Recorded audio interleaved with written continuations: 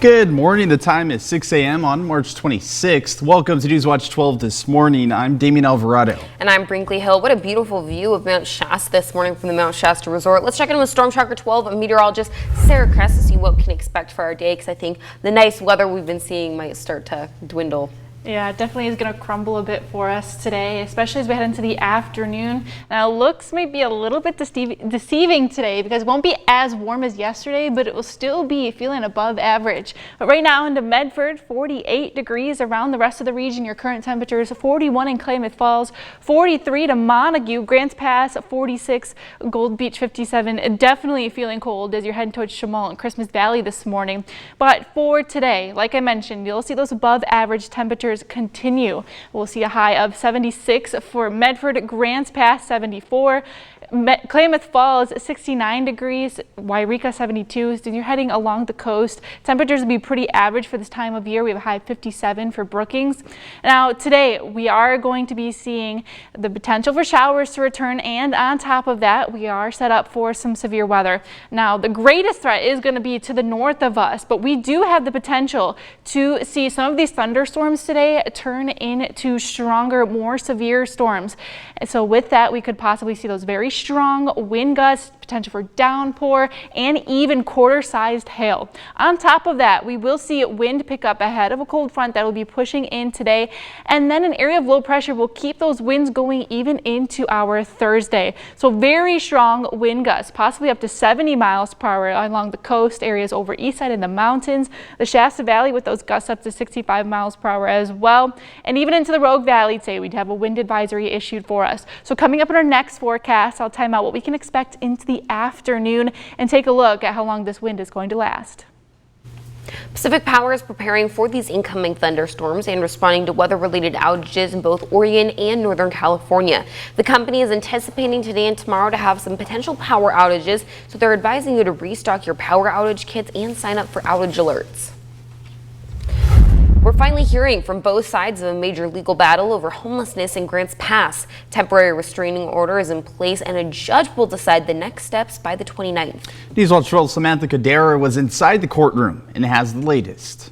Current state of the law is that any Grants Pass, it is prohibited to camp anywhere in the city except in 2 quarter-acre sites. We know that there are hundreds and hundreds of people who are homeless in Grants Pass. Disability Rights Oregon argues that the city's limited campsites fail to address the growing homeless population in the city, making the current policy unreasonable and inadequate. And the city of Grants Pass feels like the work they've done is better than we've seen before, with usable parks and resources. The current places where people are being allowed to go and camp for 4 days without having to relocate at all, even if they're not perfect, that is much better than what we saw while the exact same type of injunction was in place for years.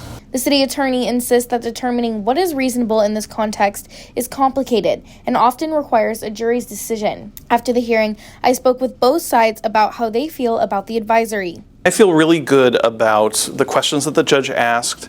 I thought she understood our positions. I thought she latched on to some of the key legal facts. We understand that there has to be space for people to exist. They have to be able to meet their basic bodily needs. And it's clear to me that Grants Pass's current policy is not doing that. This is just really thorny issues. This is new territory for everybody. It's a new state law. It's a new form of litigation entirely, and we believe we have the right interpretation of the law, and we'll see what the judge has to say. She's reserved her ruling, so we don't know where she's at. Both sides are now awaiting the judge's decision, expected by the 29th. We will be tracking the judge's decision and bringing you the latest updates both online and on air. The Selma man accused of sexually abusing a former student when he was a teacher at Rogue River Senior High School will be in court today for his probable cause hearing. Jesse Orndorff was arrested on February 14th after a woman reported that she was a victim of his abuse. Orndorff was indicted on February 20th on charges including online sexual corruption of a child, luring a minor, and 12 counts of sexual abuse. NewsWatch 12 will be at that hearing today and will bring you the latest updates. For a closer look at Orndorff's charges, you can head to kdrv.com. In a developing news story, Jackson County Sheriff's Office gave the identity of skeletal remains found outside Jacksonville in April of last year.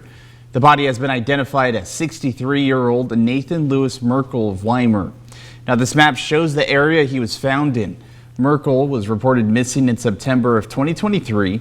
The Sheriff's Office has been investigating the case since his body was found in April, identifying him through DNA testing and comparisons.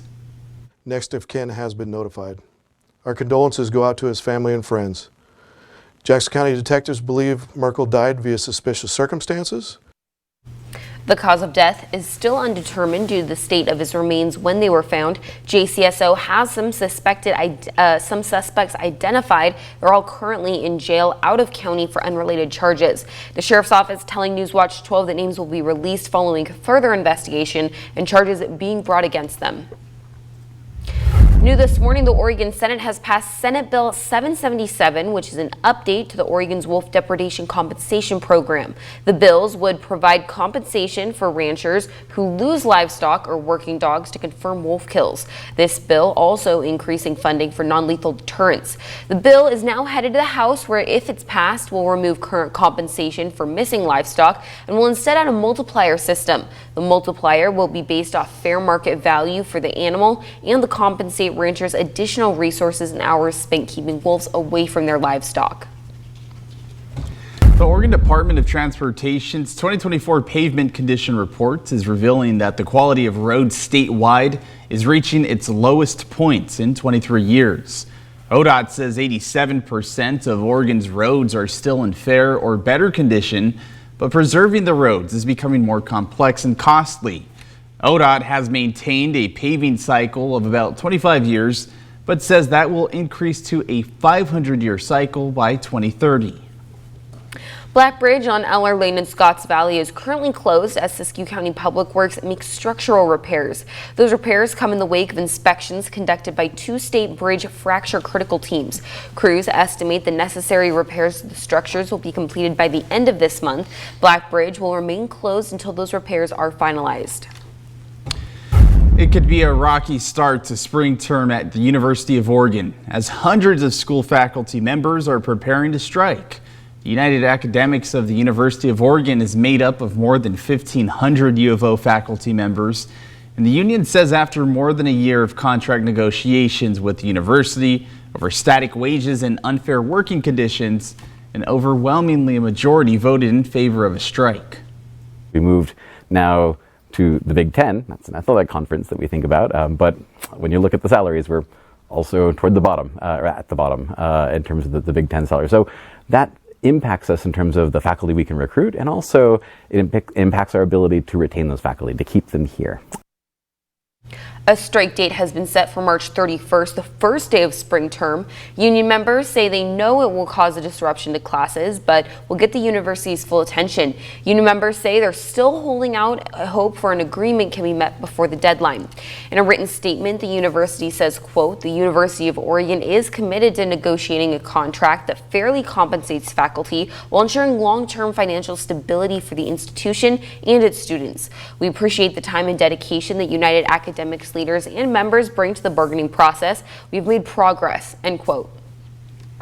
The youth-led climate change court case, Juliana versus United States, has hit a dead end. A final petition to review and appeal previous Ninth Circuit decisions to dismiss the case was rejected by the Supreme Court on Monday. 21 young Americans filed a joint lawsuit in 2015, saying the federal government is violating their Fifth Amendment right by not protecting them from a dangerous warming climate. For years, the plaintiffs, known as Juliana 21, went unheard in U.S. courts because of multiple trial delays. I really do believe that this is the crisis of our generation as well as future generations, so I think it's very important to have youth voices. Despite the U.S. Supreme Court rejecting the petition to appeal, a press release by Our Children's Trust, who represents the Juliana 21, says this case was historic and its legacy felt worldwide. Similar lawsuits have sprung up across the world in the years since the original case was filed. According to their website, they are now exploring bringing the fight to a worldwide stage where their claims can be, quote, examined under the framework of international law. A local organization is helping women battling cancer and illnesses that make them lose their hair, feel more beautiful. The over-the-top free wig program by Access provides wigs and styling services at no cost to participants, helping them regain their sense of self during the incredibly challenging time of battling illnesses such as cancer and alopecia. Volunteers who keep the program going, including cancer survivors, work closely with the women to find the perfect wig and even help style it.